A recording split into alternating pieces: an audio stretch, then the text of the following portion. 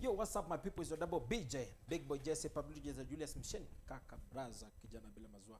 For the very first time on Morpho TV, we are actually launching this show that is the Digital Eye, that is going to encompass all the trends in politics, education, music industry, and any other entertainment arena that we shall be going to dissect here on this channel, on this show, the Digital Eye. It's been years. It's been actually many days that we've not been on the camera. Actually been working on this. For the very first time, we're joined by Vincent Okinda, who is going to help us dissect this on this show. Welcome, sir. How are you? I'm good, Jesse. Have you been? I've been good. Long time no see, no hear, no talk, no front camera, man. Yeah, we've been long time off the cameras, but long time here and there. Yeah. Everything is okay? Everything's okay. Actually, yeah, God is so grateful. God is faithful to his the journey I think has held us through. Yeah, because our people are there would always want to see us doing a good thing.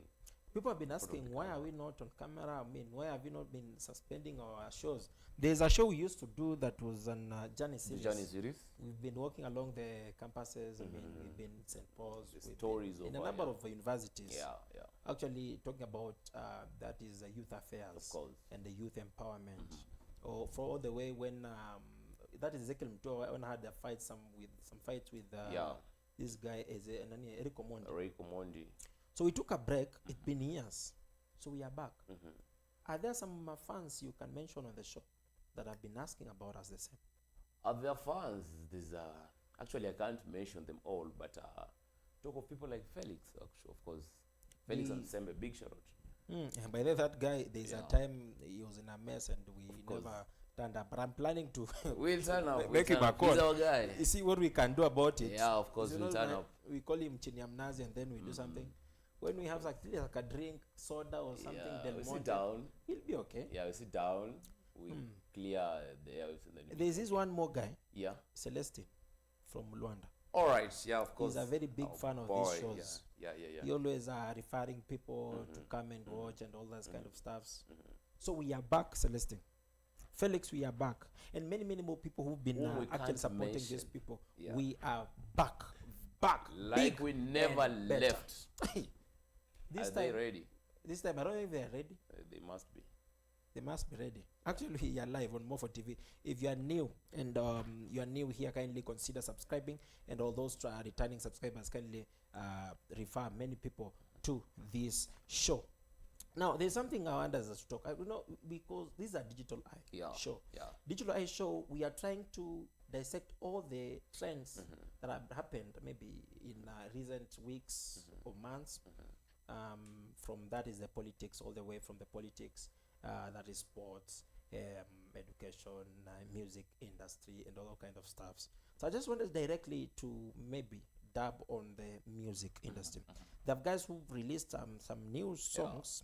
I don't know if they are good. I don't know how do they sound to you. Directly starting with Prince Indah. Yeah. There's a song. Janabi. There's a song Pepeta something. Yeah. Pepeta ngoa. Kuna. He's trying to do some link up with some two genres because people have known him with like Ohangla something music and now he's Joey, trying to dab the market of Swahili. That is Swahili in Tanzania. Yeah. That is the, how do you call the girl? Kagal. The feel or something. The Kagal, whom actually they have released the single with. Yeah. There's been so speculation on the social media about the song. People asking, why did you do it? I mean, like, Jama ametoa nonsense. Yani kitu iko inje. I mean, about the lyrics. What do you tell about it? I can't say kitu iko inje because these are not the first time we sing Indah coming through with the Swahili kind of touch. Because the first time we heard it with Abahati and Abebo. It was the music, the song dubbed Abebo. It was a really good song, and then I think it stimulated people from maybe a different understanding, and then but I so feel this like time round it just maybe came with an person whom has not been in the public domain, or rather people have not known much about. Yeah, that's I feel like maybe that is a way of Kenyans trying to promote their own. because they'll try to maybe criticize it and put it in a negative way, but at the same time they have the views. If you look at the phone, I mean the song, it has the views. I get it, like you just stay relevant as much as you stay in people's keyboards, understand? People's mouth. That is when you're just relevant, and you, of course, whether they're speaking, they're talking about you positively or negatively, numbers are going down. Because have you checked the video? I've seen the video, and that is where people are really trying to throw trash because they feel like it's not to the standard that Indah has been doing it. He's not been used to touching the vixens. He's actually been releasing the song, but with this song he has touched the girl and kind of stuff. So I feel like the women are envious about the same, but the video is a top notch. Maybe the lyrics, maybe there's a bit of some mismatch, but the rest is okay. There's this guy, your friend actually, Willy Paul. Pose has released another song that is dubbed as My Body. Beats are top notch. If you look at the video, top notch. Look at the girls in that video. The vixen, top notch. Actually, he has. What Kenyans want to see? Actually, just use these dancers as TikTok dancers of Kenyans. They're actually promoting now the local talents from our country.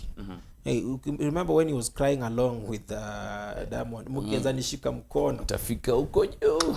Unajua naambianga mnishike mkono sasa mimi ningekuwa US. Actually, Jesse.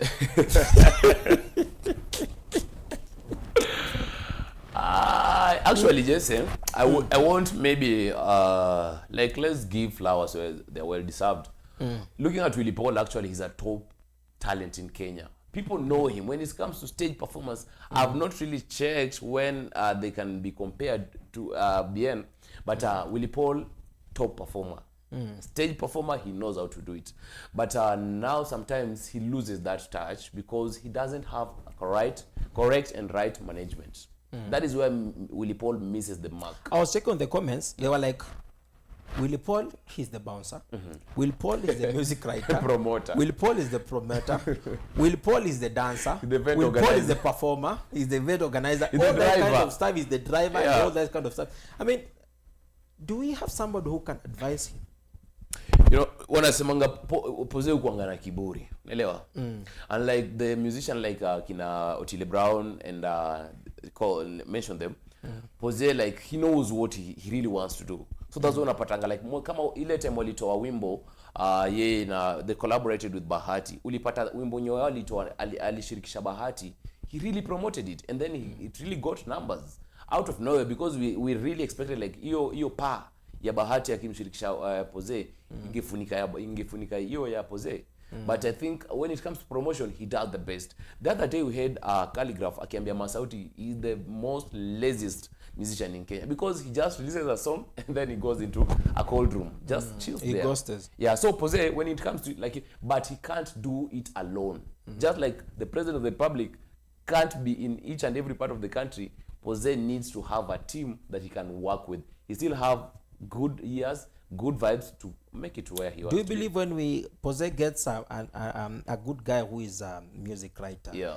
Pose gets a music promoter. Yeah. Pose gets people who actually a good team that will actually enable him maybe dub the East African and the international market. Pose is going to go far.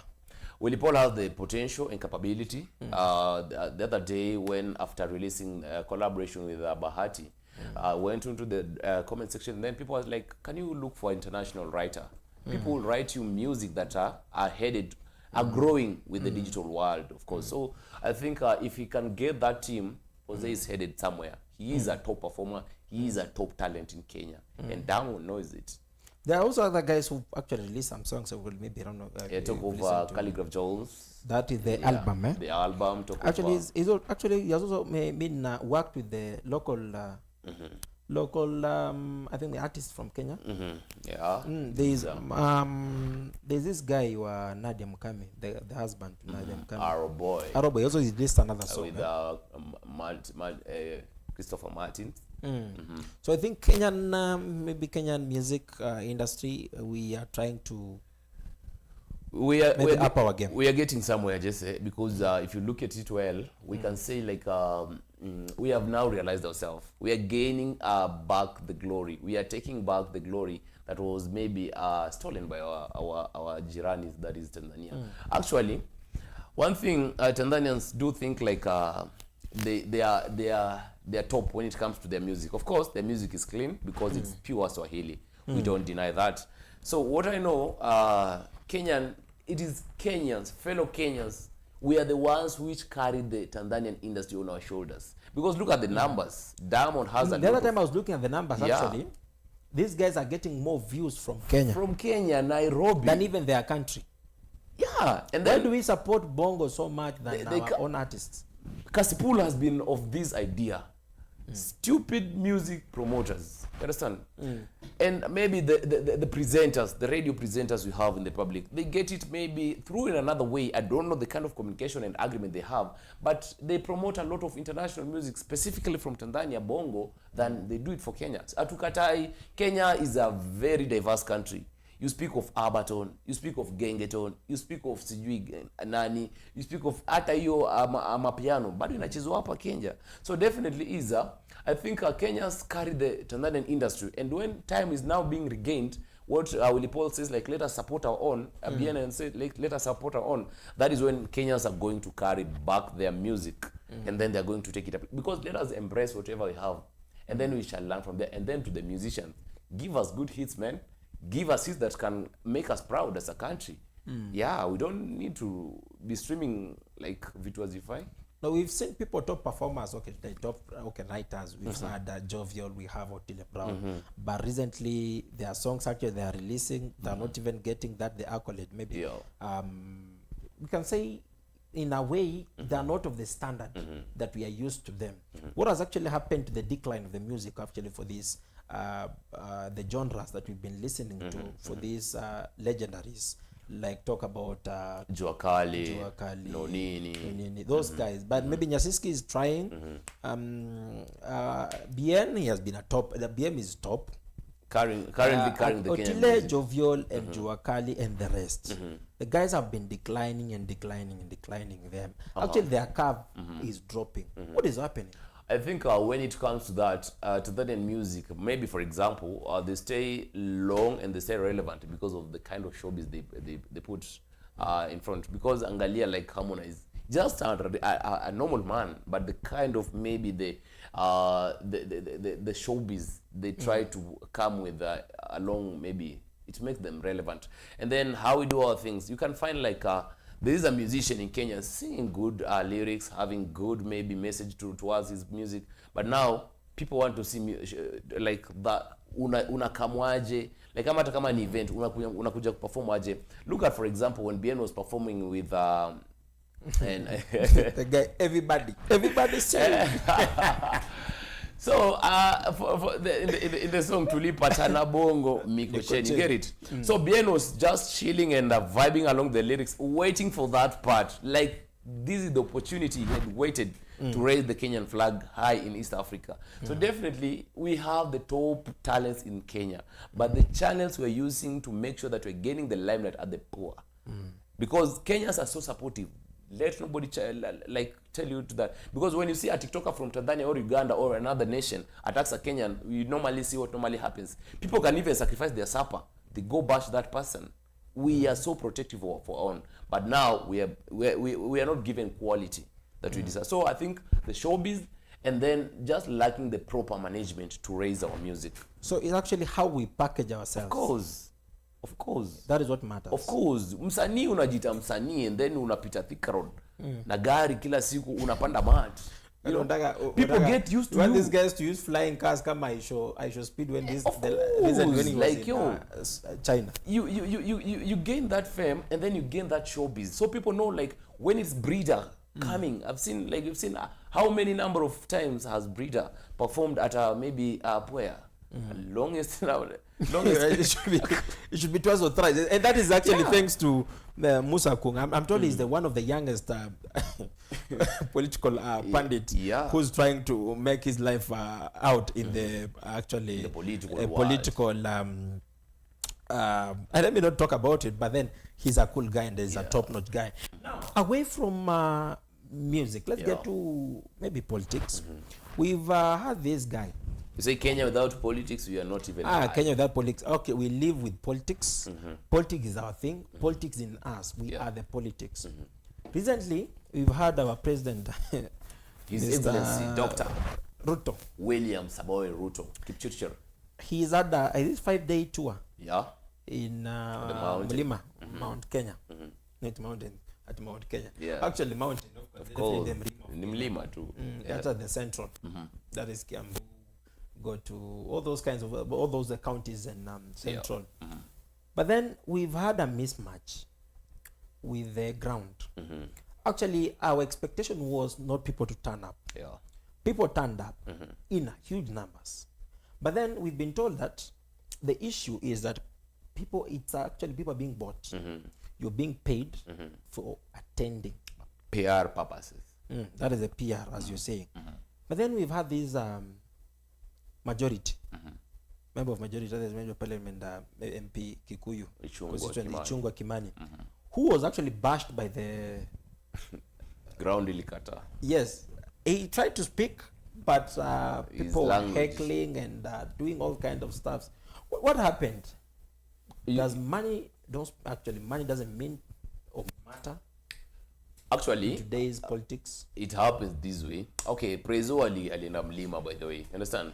He has had tours all over the country, Nyanza, countless time. He has had those western tours. He has been to Huisero sub-county, countless.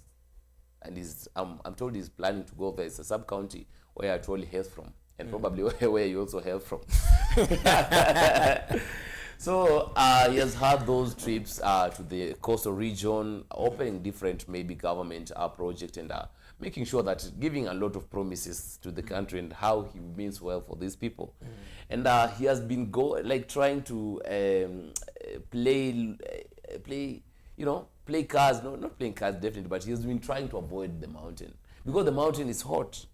It's not just somewhere you'll go and then behave normal. It's not a walk in the park. Yeah, of course.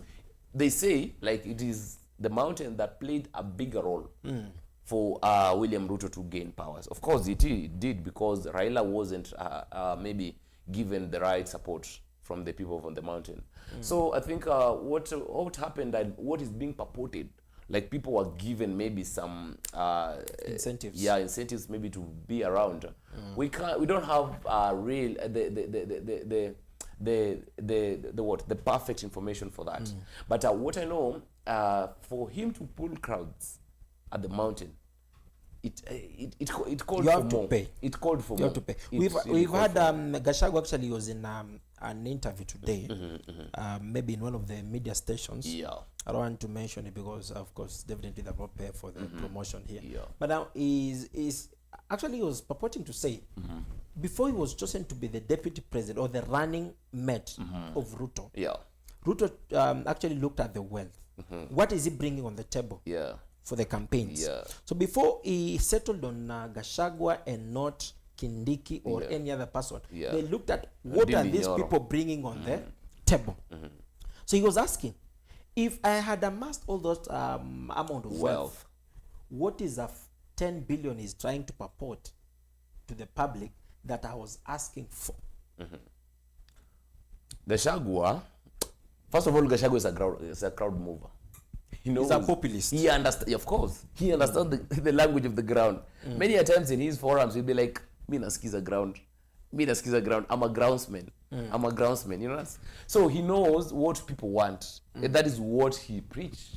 And that is what people normally want to hear. And of course, at the end of the day, people will go by who's speaking for their hearts. So Gachagua had it for wealth and also had it for crowd moving. So definitely, Ruto looked around. He had two other options. That's Ndindi Nyoro and Sir Abraham Kindiki. Kithure Kindiki. You understand? The soft-spoken. Ana maneno kabisa. Big up to Deputy President. I think the wife usually enjoys. Yeah. You know when you have a soft-spoken man in the house, you are the only man. Actually, when he's praying, when he's, I wonder course. how does he ask for right. the sukulaha baglaha? Okay. You know, it's like Tanzanian policemen trying to pursue you. Naomba nikushike. Tafadhali naomba nikushike. Naomba unipe kazi. Naomba tafadhali. Mama toto. Ain't touching much about that.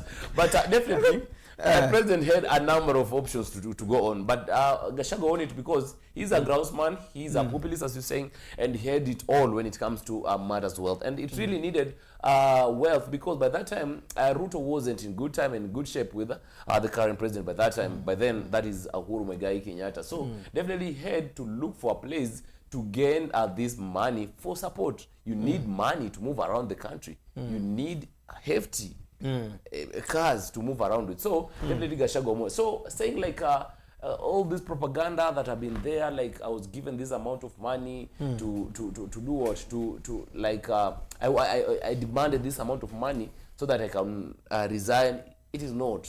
I don't think like it is not. So definitely kama pesa ilihitajika na ilipatikana na imetumika, it's all right. Kuna kuchezwa pia. Yeah. But then just after the eve of the president concluding his tour in in the mountain. Yeah. That is on a Sunday. Yeah. Gachagua goes to a church in Kasarani. He's attacked by some goons who are purported to be actually in Nyoro. He has talked about it. We've had your former senator, Kakamega County, that is Cleophas. Cleophas Malala. Former Secretary General UDA. Yes, former Secretary General of UDA.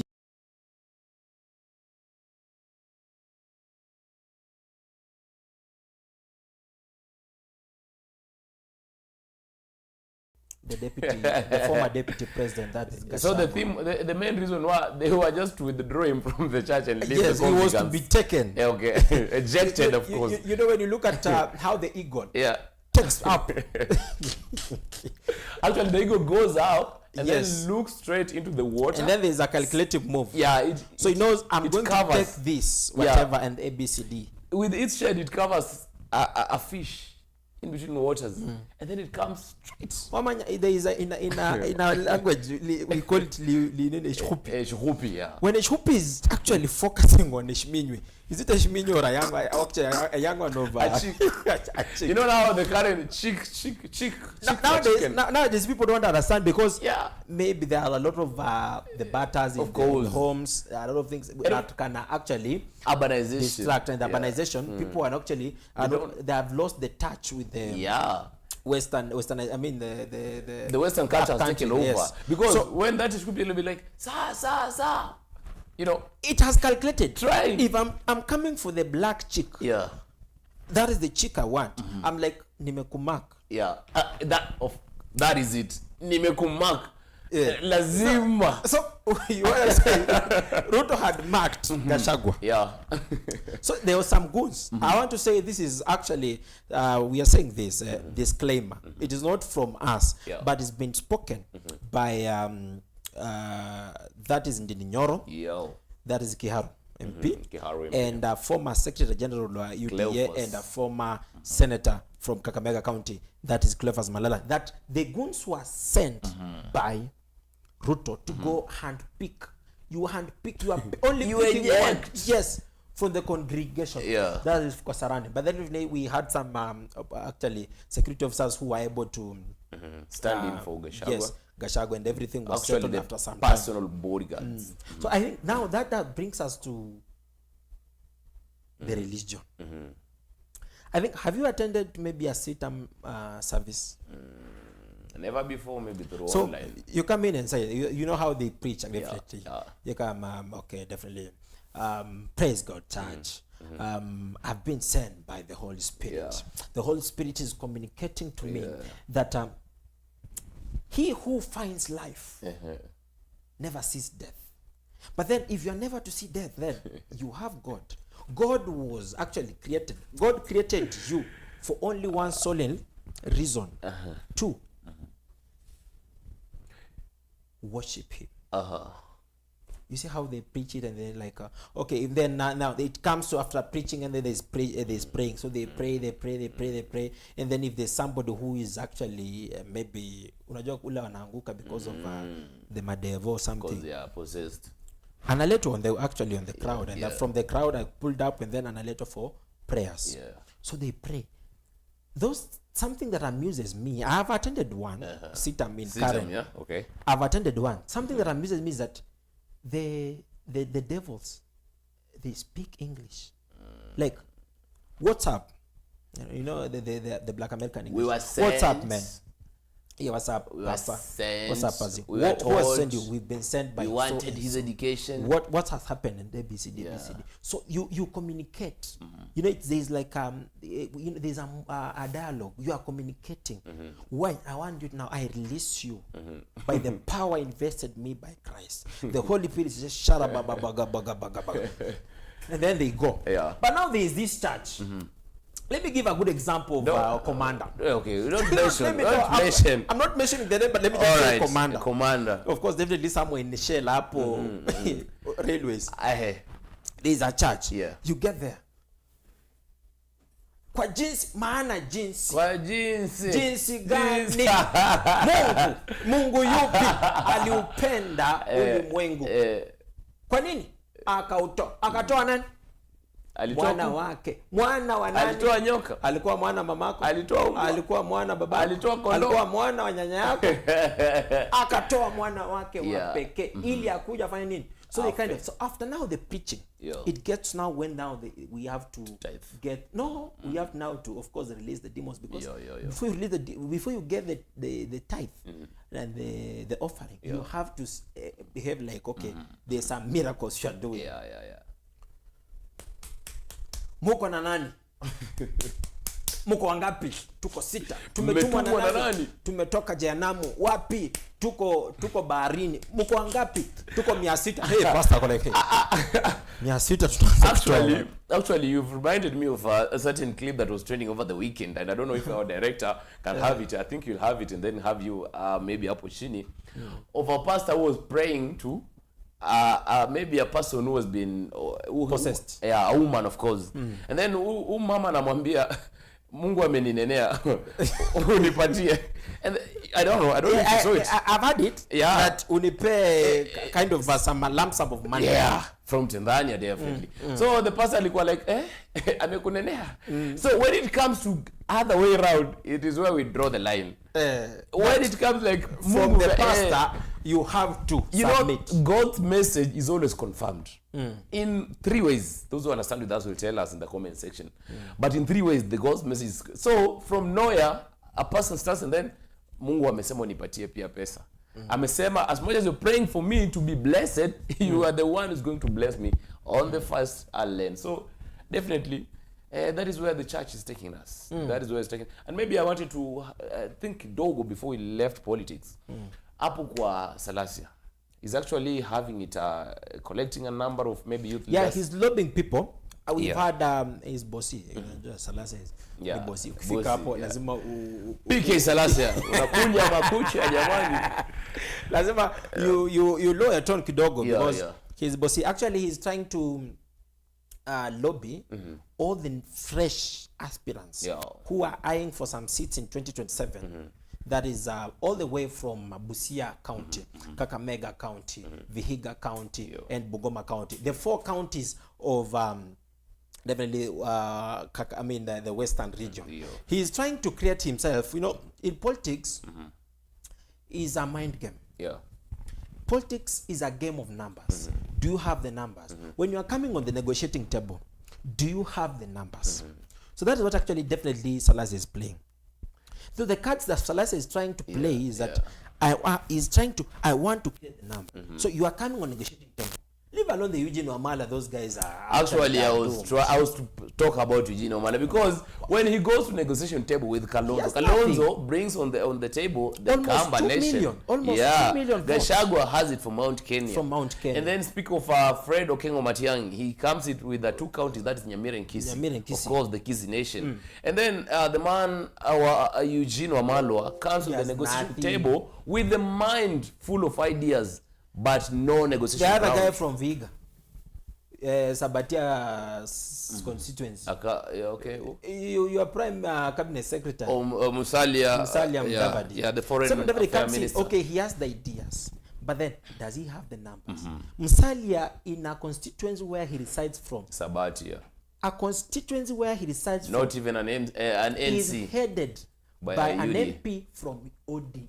For them, not even the ANC that the he Kenya has. Kwanza. Actually, he's been a sellout talk definitely to UDA, but and then he cannot understand that and comprehend maybe. But then that's what I'm telling you. Politics is a game of numbers. What do you have on the table? So Salasa is trying to, he's a young politician. He's trying to maybe think about it and calculate his move on that is the forthcoming general elections in 2027. I find it a hurdle for him because, of course, these are young enthusiasts in the world of politics at the first stage. So he has had it when trying to oppose Raila. And we saw what happened at Nyayo Stadium. Of course, we really condemn that. Beaten. Yeah, we really condemn that. It's not okay. We have politics, and then we know when somebody's life is included. So we really condemn that as more for TV, and the whole fraternity of the peacekeepers, of course, we condemn that. So, in short, like nilikuwa naona like Salasia atapitia a very great hurdle because ejecting Raila, like the people of Western from the Railasm is not a walk in the park. So ukiangalia check even he hails from definitely Kakamega County. Yeah. Who is the governor? The governor is Fernando Baraza, ODM. Which that's ODM. Yeah. You check on Busia. Who is the governor? That is the like still on ODM. You check on the senator. That is this even guy who is an activist yeah. who is from ODM. So I will think of maybe him coming in. You sell your idea to the people. Let them buy your idea. But then coming in and fighting Raila, I think maybe that was unasikia we call it kubant game. I feel like ni kama anajaribu kubant. Sema amebant because ni bosi has banned. But ni kama anajaribu kubant game. Yeah. But what I feel is maybe sometimes whatever he's doing, maybe maybe the advisor sometimes wanaweza kosea kidogo. Maybe they might be right, but he's somewhere. He's on the crossroad as he talk, but then you don't have to bring one man down for you to gain. That is one thing I usually even tell my colleagues, even us here. You don't have to bring a man down. We grow by a man who is already other. Down. You don't kill a man who is already down. I beg to maybe to disagree with you. We all rise by lifting each other, right? Yes. Raila has been trying to lift up the Western people, but we have not going beyond the selling. Of course, we haven't been going beyond the selling. Definitely. So I think okay. For instance, I'm the host. Okay. Maybe the co-host. Yeah. There is a ceiling I have already. Actually, the ceiling I've already actually measured for you. So if you are going beyond it, I have to make sure cut. I'm beholding because when you are surpassing the ceiling, of course, I'm irrelevant. But for Salasia, I guess maybe in one statement, I guess he has the right idea, he has the right initiative, and he's looking beyond even for the sake of leadership in Western region. So you look at Kakamega region, Kakamega County is ODM, full house.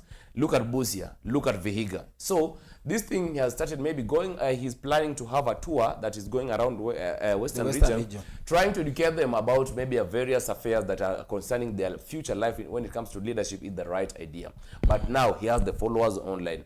On the ground, he has had maybe WhatsApp of those people joining up and making sure that they are going to receive the program and the timetable. But the thing is, how long will he be able to sustain this? It calls for money. Of course, organizing these rallies, at least 5 per county. Kakamega, for instance, or maybe Busia, or maybe Trans Nzoia, they have a number of sub-counties, 12, 13, 14. So it is costly. But I believe like if him together with the Eugene Wamalwa, governor of Trans Nzoia, that is George Natembea, they team up, I think they'll manage. We wish them well. And we are not preaching towards the regionalism or the cultural politics or the what you call them, tribalistic politics. Tribal lines. Yeah, but we're just saying like uniting as a region is good because it gives us a voice when you are on the negotiation table. So all the best, Moesh. Definitely, that is a green light to you, Peter Salasia. You call him the PK. Selassie. Karibu aitwe ile PK ya PK. ile ya freshener.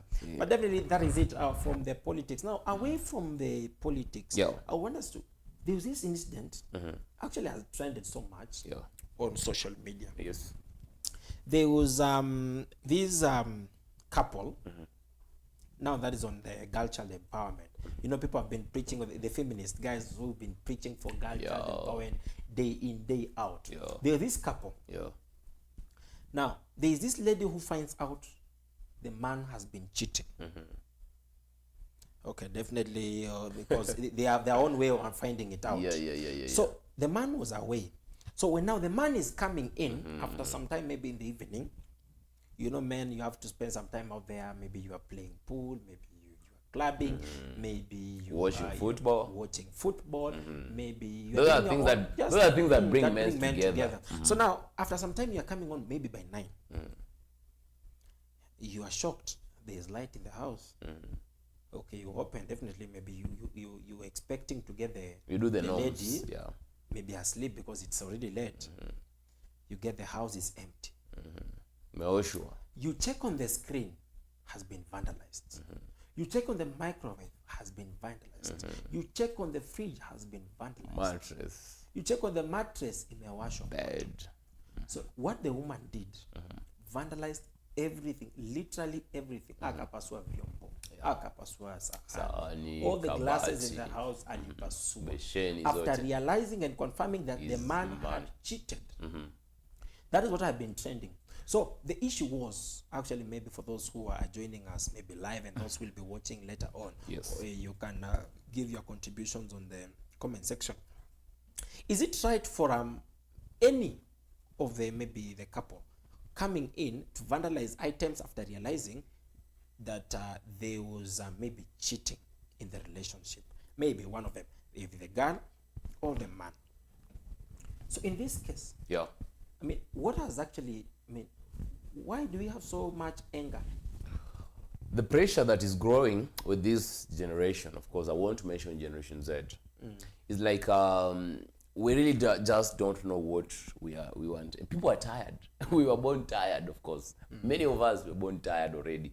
So the Gen Zs. Yeah, we are just executing like, we are tired. So of course, kama umekuwa na msee, of course, na amekuwa akikudate, sit down, like talk to him, of course. Mwambie like it is better done peacefully more than maybe you can do it maybe getting all those fracas and trying to gain fame. So pia yeye ataanza kuitwa events. Unakumbuka ile demo alishika kanjo kwa gari yake? Naona ngadi siku hizi pia ana advise watu. Amekuwa celeb definitely. So actually that is what they look up to. They calculate their own moves. They try to check and see mambo, okay, if I do this and this and this. So definitely, okay, it has actually caught the eyes of maybe whatever has been trending on about the issue. But then you've done this. And then what if you realize the man never cheated? Of course. You've done all this. The regret starts from there, of course. The regret, because right now, I guess like people are afraid to date. And men, I've seen a lady has spoken, I don't know the real name, but we will confirm. The lady has spoken, there's a lady who has been training today and she was trying to say like a lot of men, we are trying to date these women for the sake of marriage. But their mentality towards money brings it down. So definitely, unapatanga kama huyu msee hakuwa na cheat, unaelewa? But sasa unakuja amepigwa vita ama like amefanywa hizi saraka zote and then maybe he's innocent. That is where the regrets come in.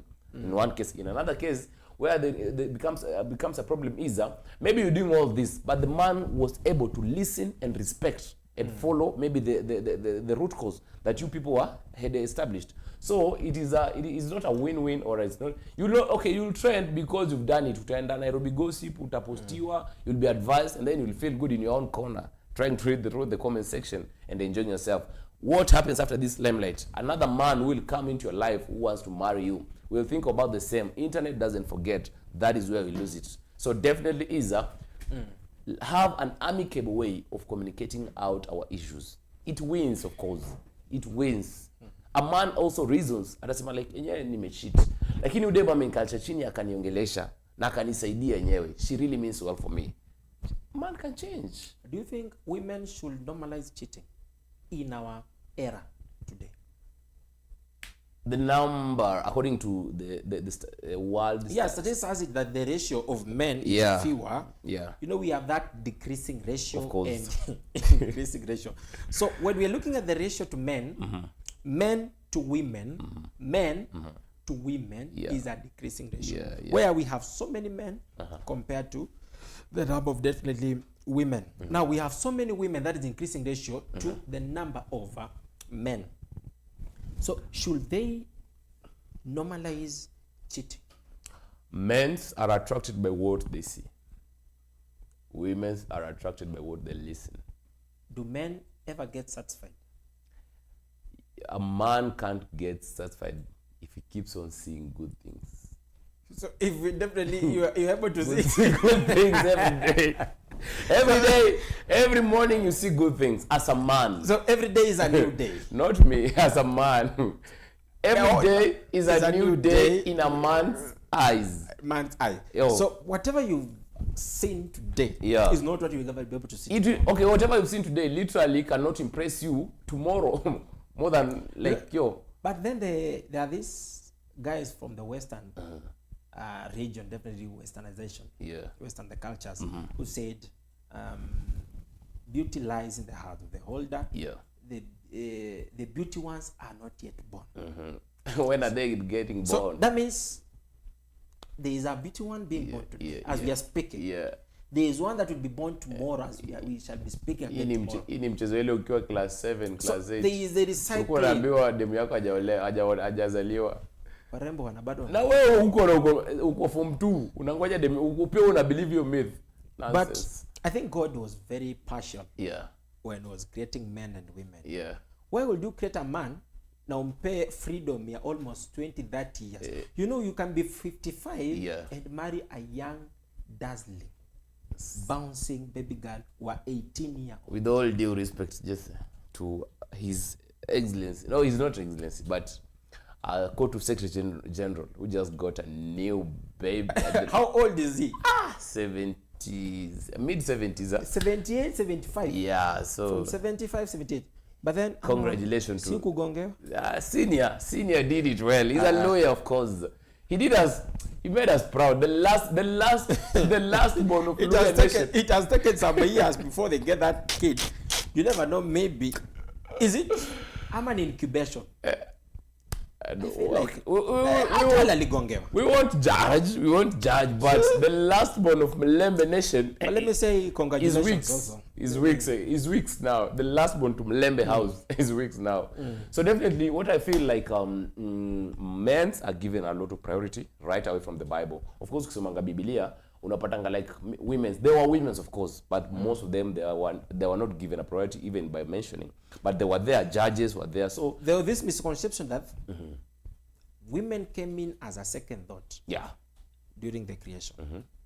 Actually, they were not in the first place. They were not to be created. But then God I was like, I've created man. No, I need to give this man a help. So actually, men were the carbon copy of the creatures.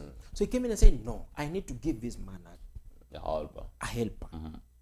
Na baridi imejaa. Hii garden of Eden imejaa baridi. Hii limuru yangu hii itaua mwanaume. Kijana atashindwa kuoga. Oh, definitely now, maybe in our during our days today. Yeah. Definitely, maybe now we are trying to. So he took man, akadunga na Stacia. Sasa hii story ya jaba. Boys akadoze. Kadunga na Stacia. Boys akachill. Kijana kaenda. Katoa nguo, kafungua, akavunja one of the rib. So one of the rib akaitumia. Now you know, men were used as in biology we call it as a control experiment. So they used man as a control experiment to extract a woman. Definitely the feminists who will be here, sorry for that, I'm just trying to make a joke. Don't worry. Just a disclaimer. So akavunja the rib, akatenge na akasema no, I need to make another person in my own likeness. So man was created as the first likeness, the very first likeness of God. So now, women, I don't know how theology says it, but women were created in likeness of man, not God. That is how That is how I perceive the theology. Okay. It's not it's not what is written, Yeah. but that is how I understand it. Okay. So when this was done, Yeah. then man was created. But every we talk about child empowerment, girl child empowerment. Yeah. We've had our she calls herself media messiah, Aziza Hashim, who actually was at before Hot 96. She was at something. How do we call Sound City? Sound City. We've had her definitely hosting shows. Today, was it today or yesterday? She was crowned as the African host of events. She was crowned as the best female host, and many accolades, at least around the world, around 3. So maybe congratulations, Aziza. I think in addition to that, Aziza does good. Of course, we have seen her turning up and trying to stay firm when it comes to 10 over 10. Because you remember when Willy left, people were like, "Nani ataendeleza hiyo energy," you know. And then Gudaman linked up with Aziza, and then they're giving us hot vibes, hot hosts up kwa 10 over 10. So she does good, of course. She has done it. She's so famous in Tanzania because of her good maybe media understanding, and then upper Kenya pia people love her, so she keeps on raising the Kenyan flag, and that is what we call one thing actually that enticed me about her is she has actually kept the religion away in the matters entertainment industry.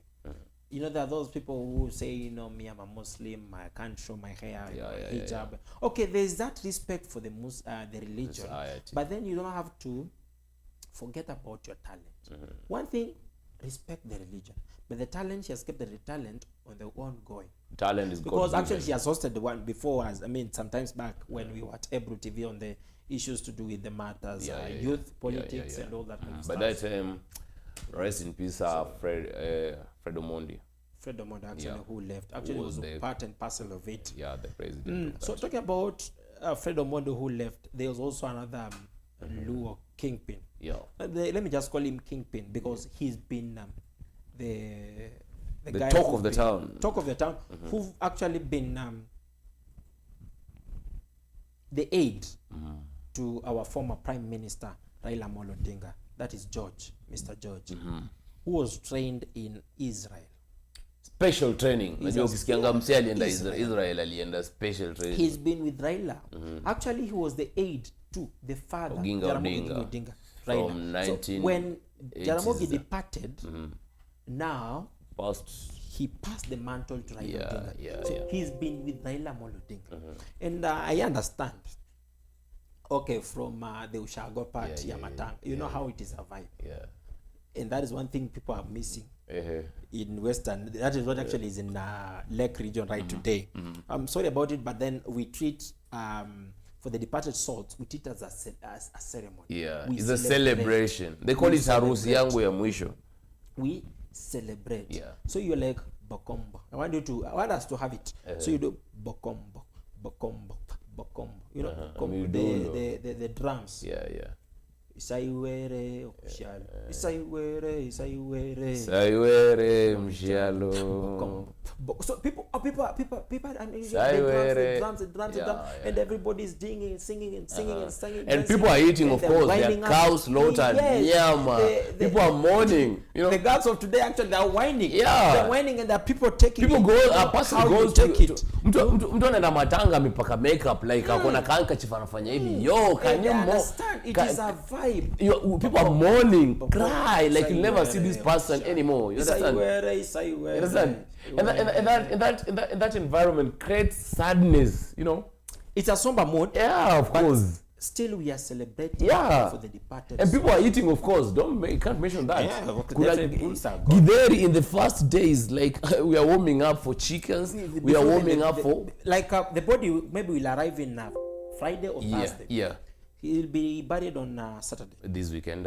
That is just, I don't know. Maybe director is getting that pick to maybe bring us live on it of Mr. George, who is the aide to the former Prime Minister. Who was the former Prime Minister Raila Amolo Odinga.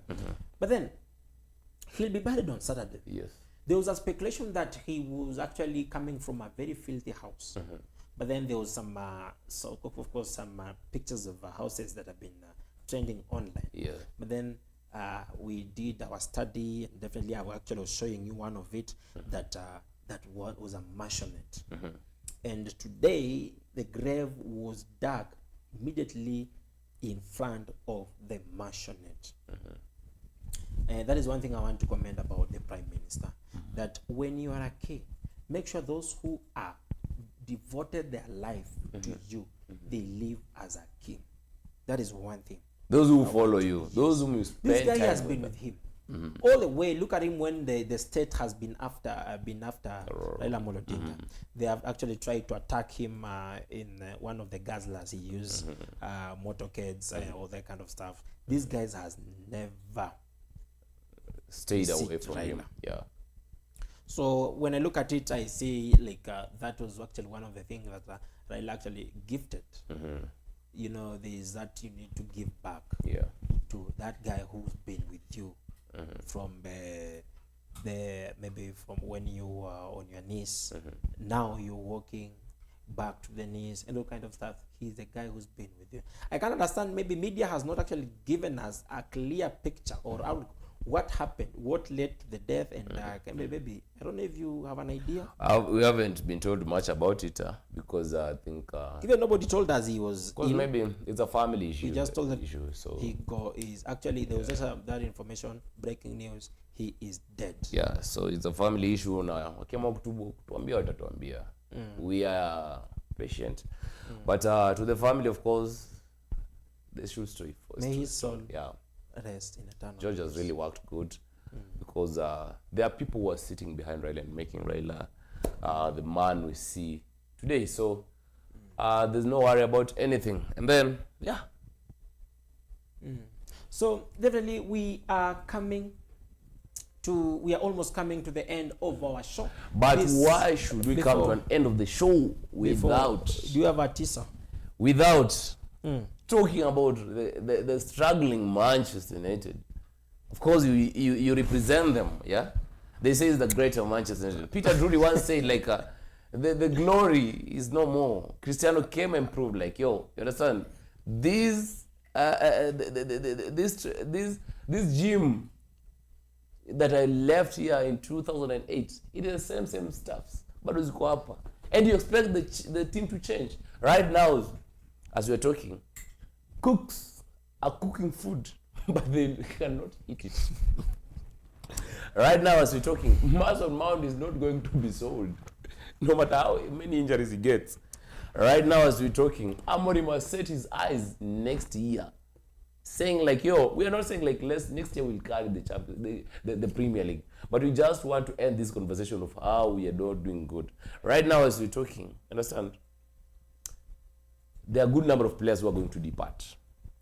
Right now, as you're talking, they are blaming our own Onana for being the problem to why they're not performing, forgetting that Onana has 9 clean sheets as of yesterday after Manchester derby.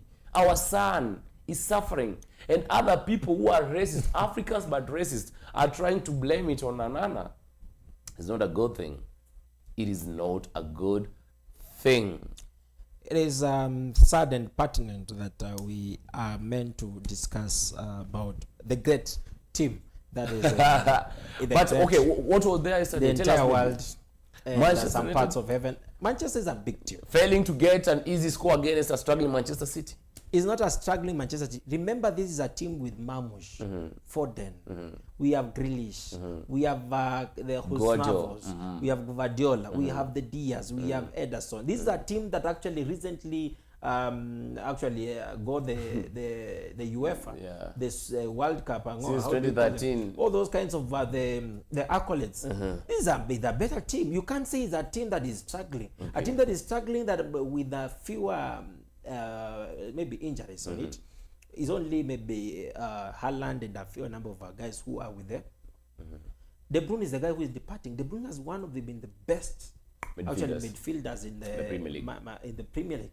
And he was part of the starting lineup Yeah. of that team. So you can't say he's struggling. Actually, it's Manchester. A draw was a win for the Manchester United. But then actually we expected maybe some 3 points about the same. But then we there's something. If you look at Manchester United right now, at least there's a structure. At least when you look at the game. Who's building that structure? There is this guy who I would say we trust in him.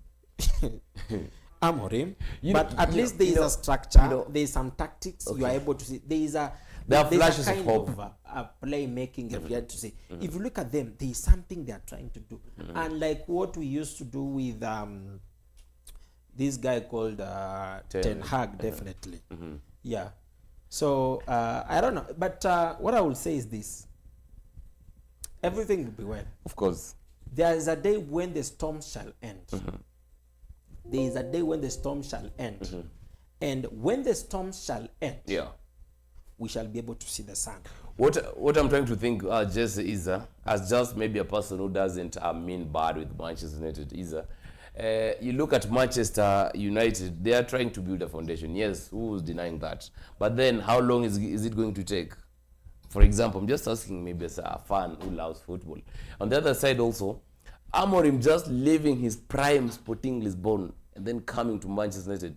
You're just living the so hefty lifestyle, and then you're joining the race to go and try to fight a war and a battle you know nothing about it. So with the current ownership and then together with Radcliffe, bwana iko shida. Tuambiane ukweli. Right now, this season, if Manchester United are not going to win the Europa League, next year, Manchester United will not be the talk of the town anymore because there are no money to buy more players. It's a... when you are big, you're big. Of course, when you're big, you're big. Right now, whatever that those players are doing, big five, what those players are doing, most of them, wanapata salo buda. Ile pesa ilijengwa ile pesa ilijengwa na kina Fagi, sijui na kina nani, hiyo pesa imekuja kuleta hao vijana. Sasa ukiniambia like hautauza mtu kama Mason Mount, ya rada. Manchester United, how does Antonio Valencia sit and feels seeing Mazuria akicheza ball? Anakaaje chini akifikiria like mtu kama yani Antonio Valencia, talk of kina John O'Shea, talk of kina Rio Ferdinand, buda hao wanaumia. That's why wanatanga hiyo machungu kama kina Karaga huko nje. Wanakuja kutuambia stories za fala. If I want to say the pundits, there are people who want, actually they are destroying football in EPL. Look at how the packaging of La Liga is, the packaging of other football federations is, but and then compare with the EPL. EPL they are overhyping. A player, just an underrated player. I beg to disagree with you, because EPL they don't overhype a player. What they normally do is this one. What has happened to Foden? What has happened to Foden today? Foden is a good player. Cole Palmer, of course. For example, let's look at Cole Palmer. Yeah. What has happened to him? Last season he gave us almost 35 goals. 12 games in a row. He has not even scored. Vinicius has also been suffering the same since December. He hasn't scored. No, Vinicius has scored penalties. Vinicius has assisted. So what I love about EPL organization is that they aren't compromised. For example, like you look at maybe whatever Florentino Perez, the president of Real Madrid, is trying to go with the La Liga. Unapata like, marefari, tuleta marefari kutoka EPL wakuje hapa, sijui wametuonea, Ancelotti anasema we deserve to win that game, silly mistake from the referee. That is not how football is run. The right thing is this one. Like unaangalianga EPL, kama saizi si hapa Kenya tulipata like Matasi ana cheat. Ana cheat. Matasi actually was fixing. Cheating is fixing. You know, course. Fixing ni mambo ni mingi. Yeah, so even us here there's something we are fixing. It's just a matter of fixing. Yeah. Where to fix. Yeah. Kama inaleta meza kwa meza, fix. Of course. So what was happening is Matasi alikuwa ana cheat ama alikuwa hiyo match fixing. Unaelewa? But from the next season EPL wamesema ni aje hizi vitu za West Ham kuandika hapa mbele ma betting company, we don't want it, because they want that clear vision of a football they ever dreamt about. Na wanajua wakiachilia hizi ma betting companies zitakama. The other day sijui ilikuwa Turkish ama ilikuwa wapi, we saw ilikuwa ni fourth official wa VAR, unaelewa? Alikuwa banned kwa sababu ya kuscroll tu simu yake na akapita kwa betting company. Actually ni story imetrend so far. Ni jamaa is under scrutiny. Yeah. You want to say yaku bet. So kitu mimi napenda ni EPL organization yao iko best. And then ikuja kwa La Liga kwa lakini for Manchester United they are suffering and it is a hard time. We really praying for them because if West Ham continue maybe giving them pressure, talk about Everton, talk about Tottenham, Manchester United are going to finish the table in a very bad position. They have never done it before. There are teams that can never be relegated. But definitely we are living at Manchester United is one of the biggest teams. I know he's been trying to talk ill about the great team because of my jersey.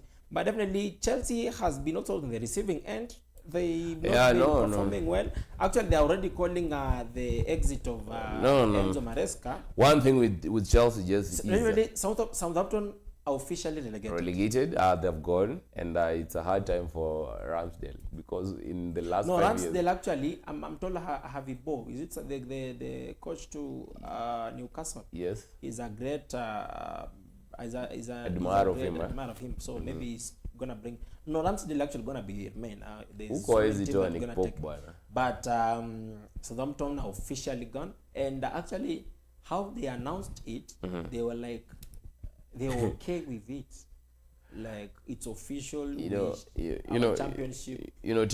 Team are struggling, and maybe for example, if Nottingham Forest couldn't be performing good, nobody could be seeing those kina like Nogard, kina Langa, Odoi, So if they're all going to lose those players, definitely next season Nottingham Forest are on those track of being relegated. The thing is, keep these players intact and then add some few because next year probably they're going to play Champions League. So what is the next team that is going to be relegated? Actually, it's gonna be in between. It's gonna vary in between Ipswich Town and Wolverhampton. Also, they're there. They're not doing good. Wolves can still be relegated. They're okay. They're not facing that immediate threat, but Ipswich. But Leicester should be going. Yeah, Leicester of course they're the next, of course. Leicester the next, and then Ipswich Town and Wolves, they'll battle to see who's remaining. Those are the two. Yeah. So Kina Delap, they're going to Delap, Kina Hutchinson, wataingia Chelsea, watafute mahali pa kwenda. Arsenal are searching for a striker they have not known for the last 7 years. Is it Gyökeres or something? Of course, unaona like huyo Gyökeres anataka kutoka and Sporting are willing to give him out. They know where the weakness is. That combination that was being built by then their former coach, that is Amorim, is not doing them. And then Isak saizi amekuwa ngapi? Amekuwa Wanchwani. Naelewa. Going to Liverpool or yeah, of course. So inapatanga shida when it comes to this kind of maybe market because unapata why are Sporting willing to leave to let go of their best player? And why are Newcastle trying to raise the prize money for Alexander Isak? Because so of actually the market value. Yeah, of course. Because I've been told actually even the Real Madrid is pursuing on how they will let go Vinicius Junior definitely before the value drops. Madrid have a habit of getting players on free. Who doesn't know them? Definitely they'll get players. They have gotten players. Now. Tomorrow they have a very big game. A very big one. The last time against Arsenal. Hiyo game itakuwa mbaya kwa sababu ni aje? Give us the correct score. Hiyo game itakuwa mbaya kwa sababu Madrid hata ikunyeshe mvua. These are fighting giants. They are going to beat Arsenal. The correct score is 3-1 at Emirates. Arsenal will even score fast. The last time Arsenal beat Madrid, it was during the Galactico time in 2006. So they beat a prime Real Madrid. Kina Ronaldo walikuwa hapo. Ronaldo from Nazario. Yeah, the regional Ronaldo. Like ilikuwa na wase wote kina Kaká walikuwa waliwapiga by the Terendo alifunga bao ya pili. Yeah, Roberto Carlos alikuwa hapo kina the left wing and Mensah alikuwa from Brazil.